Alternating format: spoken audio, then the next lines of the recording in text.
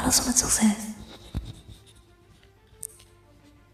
selamat datang di channel Sobat Suksesku. Kali ini akan bahas tentang lubang sari penghasilan gambut drop untung melimpah. Jangan menonton hingga selesai ya,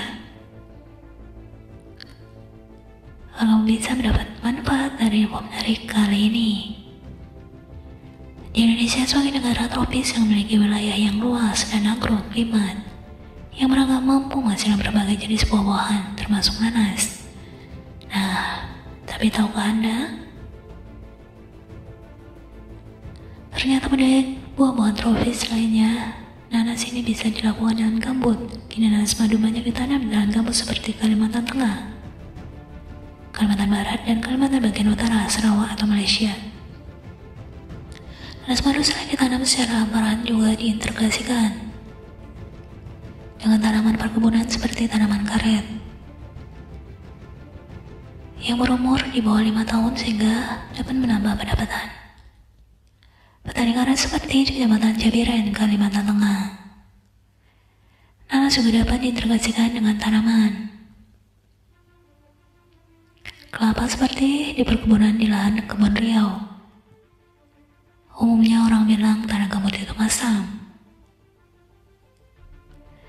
tapi percayakah Anda, dari tanahlah dihasilkan nanas paling manis dan segar. Contohnya nanas madu yang banyak dibudidayakan di lahan gambut masam ternyata berbuah manis, karena nanas merupakan tanaman paling tahan asam. Pada tanah pH 30, nanas tumbuh dengan produksi yang baik. Pada tanaman lain pasti mendapat gangguan pertumbuhan dan hasil. Budidaya nanas dan gambut bersifat spesifik namun tidak terlalu sulit. Ada sebuah poin yang perlu diperhatikan untuk membudidayakan nanas di lahan gambut agar sukses, yaitu: 1. Tanam sebaiknya di awal musim hujan. 2. Lubang tanam sesuai dengan jarak dan sistem tanam. 3. Bibit harus sehat dan cukup 1 per lubang tanam. 4. Tanah sekitar bibit dipadatkan agar tidak mudah roboh dan agar rontak langsung dengan air. 5. Penyiraman rutin hingga tanah lembab dan basah. 6. Bibit tanam cukup 3-5 cm bagian pangkal batang dan ditimbun tanah. 7. Pembuburan di tanah dari hasil selokan atau parit sekeliling bedengan. 6. Penyamaan agar tanaman tidak dikalahkan gulma dalam persaingan. 9. Pemupukan pada umur 2-3 bulan dengan pupuk buatan, dan susulan setiap 3-4 bulan sampai berbunga dan berbuah. 10. Mengenali hama dan penyakit sedini mungkin. Selain itu, Anda juga patut hati-hati dalam penyakit busuk pangkal yang disebabkan cendawan Thalaphiosis paradoxa, yang muncul karena luka-luka mekanis pada tanaman. Penjagaan dapat dengan penyiraman bibit sebelum tanam agar luka cepat sembuh. Menanam bibit pada cuaca kering, dan perendaman bibit dalam larutan fungisida seperti benlate. Nanas yang tanam secara monokultur setelah umur 15-18 bulan dapat menghasilkan produksi 30-40 ton per hektar dengan kerapatan tanam 40-5000 pohon bila ditanam tumpang sari dengan kelapa atau karet. Maka produksi dapat separuhnya sekitar 15 ton per tahun.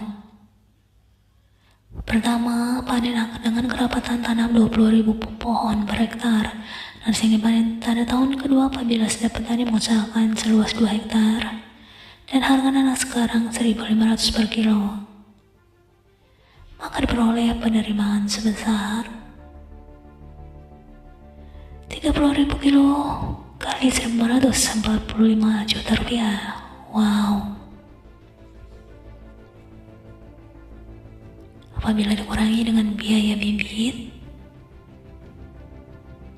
pupuk dan tanah lainnya sekitar 15 juta, dan keuntungan bersih dapat sekitar 30 juta per tahun.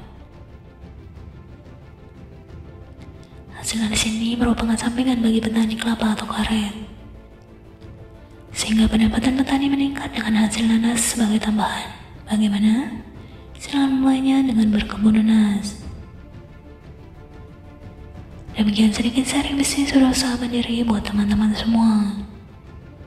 Semoga terusasi dan pastikan selalu pantau terus channel ini untuk info bisnis dan tutorial menarik lainnya.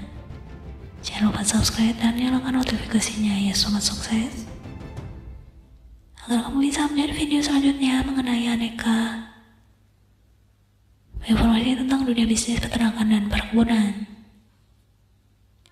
Sampai jumpa di video selanjutnya.